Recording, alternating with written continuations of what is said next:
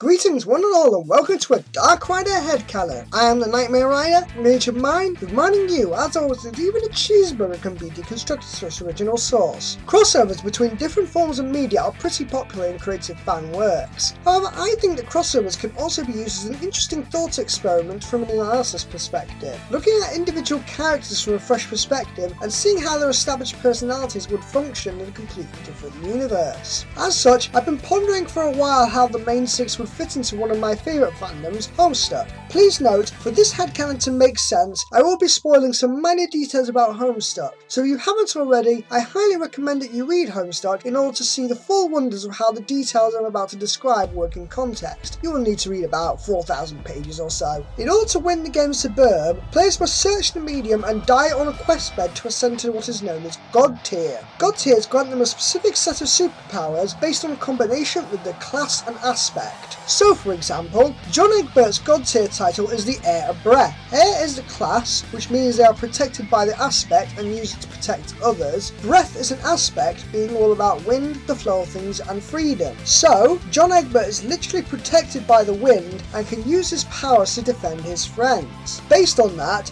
I will be exploring the God Tier titles of each of the main six, factoring in their strengths, weaknesses and personality quirks when deciding which title fits them best. Let's start off with the most obvious choice any pony could think of, Pinkie Pie, who would be the Mage of Hope. Mages are a defensive class who hold a deep understanding of their aspect, use this extensive knowledge to help out their team in times of need. Hope is about belief and being open-minded to all things, something that fits Pinkie Pie perfectly, since she is always looking for new ways to throw parties to inspire her friends, similar to the heart aspect. Her key weakness, like any mage, is that she does not have a lot of self-confidence. She rests all of her hope on other ponies, her sanity deteriorating if she feels she does not have her friends to support on. Her key challenge in growing is to overcome this limiting self-doubt and learn to see how much of a fantastic aspect she is to her friends, even if she isn't always the best at communicating that fact, which is another thing mages struggle with. Fluttershy will be the Sylph of Heart. Sylphs are a passive healing class, using their aspect to heal teammates. Heart is all about emotion and sensitivity to others, which Fluttershy has the most out of the main six. She puts just as much passion into looking after the well-being of her animals as she does her friends, while also trying to resolve disputes between them when possible. Like all Heart players, her main challenge is to learn to balance her sensitivity to fully realise her potential. Because of her lack of assertiveness, she is easily exploited by people around her and cowers from the bigger threats that she finds scary. As shown in Putting Your Hoof Down, this can easily go too far at the other end of the scale and make her too insensitive, so she is working to find the correct balance, as we see in episodes like Dragonshy and Ditty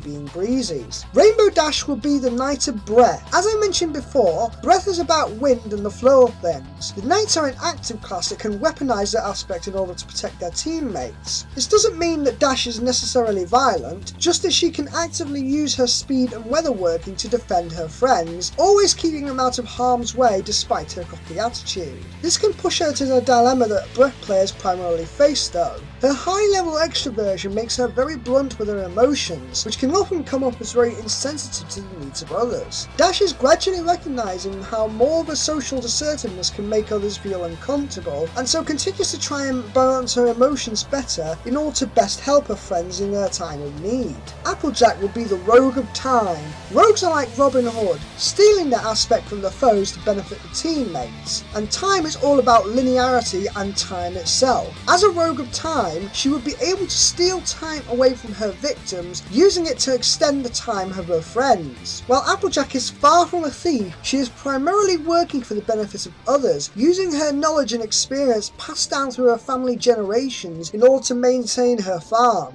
Applejack is a very selfless person, always using her skills for the benefit of others before they benefit her, almost to a fault. She tends to be very overproductive, trying so hard to be independent that she doesn't want to fully accept aid of her friends to help her. She is steadily learning to put more trust in others to help her when needed, just as much she would be ready to help them. Rarity would be the Maid of Space. Maids are a very defensive class, using their aspect to defend others in need actively. Space is about the size of the universe and the contents of space, so as the Maid of Space, Rarity would be able to bend the size of celestial bodies in order to protect her friends from their enemies. Rarity is a pony that is very materialistic, usually juggling multiple objects with her magic in order to create fancy dresses for every pony. She is always keeping herself busy, always creating something for the benefit of others, so she would be a master of weaving the fabric of space to her will. The weakness is that she has trouble coping with her efforts going unnoticed. She puts in so much thought into precise details of her dress that if this work is underappreciated, she gets very upset about it. Rarity can sometimes need to loosen up a bit, not worrying so much about those that dislike her work in order to properly appreciate those who do see her as a valuable asset to those that need her. And finally, we come to Twilight Sparkle, the Page of Blood. Pages are a class that start out very weak in their aspect, but grow to become exceptionally powerful over time. Blood is about unity and friendship that ties the team together, and so as such, Twilight was a pony who started out with very little knowledge and experience with friendship. She was initially very reclusive, but with her intense desire for obtaining knowledge, she takes in all her friendship lessons, leading up to her becoming an Alicorn Princess through this knowledge. This makes her an exceptional leader of friendship, now not just learning about it, but actively teaching it to others. She is the force that binds all of the main six together, leading them to victory after victory against the forces of evil and chaos with the elements of harmony, and now the rainbow power. However, even as an Alicorn Princess, she still has times when she can be underconfident about her role, letting these emotions get the better of her. Even though she does still hold back, it's clear just how much she is growing out of it as she fully realises her princesshood. I hope these headcanons have given everyone a fresh insight into how the main six have developed over the past 4 seasons. If you have any ideas of what the god tiers of each pony could be, then comment below and tell me what you think fits. Until the next time, this is the Nightmare Rider, Mage of Mind, riding out.